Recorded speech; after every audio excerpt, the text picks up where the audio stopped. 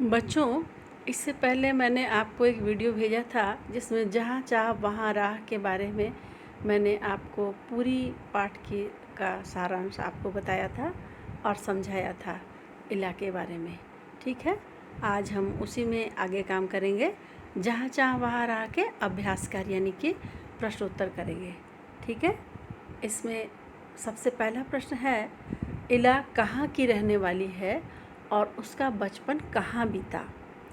बच्चों, आपको बताया था कि इला गुजरात के सूरत ज़िले में रहती है और उनका बचपन अमरेली ज़िले के राजकोट में अपने नाना के यहाँ बीता।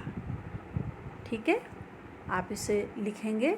इला गुजरात के सूरत ज़िले में रहती है, उनका बचपन अमरेली ज़िले के राजकोट में अपने नाना के यहाँ बीता। दूसरा प्रश्न आप लिखेंगे, इला अपने सारे काम कैसे करती थी। बच्चों, आपने इला का चित्र देखा है और इला के बारे में पढ़ा है, तो आपको तो ये समझ में आ ही गया है कि इला अपने सारे काम पैरों से करती थी। क्या करती थी? दाल भात खाना, दूसरों के बाल बनाना, फर्श बुहारना, कपड़े धोना, तरकारी काटना, यहाँ तक कि तख्ती पर लिखना भी। और जिसके लिए वो इतनी अधिक फेमस हुई, प्रसिद्ध हुई, और वो था उसका कशीदाकारी का काम। तो इसके साथ साथ वो कशीदाकारी का काम भी अपने पैरों से ही करती है। तो आपका पूरा उत्तर क्या होगा? इला अपने सारे काम पैरों से करती थी।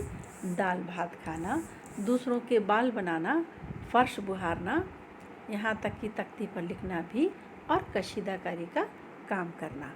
ठीक है, अब तीसरा प्रश्न है आज आपका इसी में, इला 10वीं की परीक्षा क्यों पास नहीं कर पाई। बच्चों, अगर आपने मेरा वीडियो ध्यान से सुना होगा तो मैंने आपको उसमें बताया था कि जब इला परीक्षा दे रही थी तो इला को यह मालूम न था कि परीक्षा के लिए उसे अतिरिक्त समय मिल सकता है और उसे ऐसे व्यक्ति की सुविधा भी मिल सकती थी जो परीक्षा में उसके लिए लिखने का काम कर सके।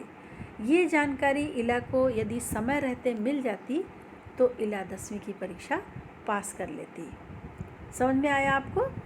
इला 10वीं की परीक्षा क्यों नहीं पास कर पाई? इला को यह मालूम न था कि परीक्षा के लिए उसे अतिरिक्त समय मिल सकता है एक, और उसे ऐसे व्यक्ति की सुविधा मिल सकती थी जो परीक्षा में उसके लिए लिखने का काम कर सके।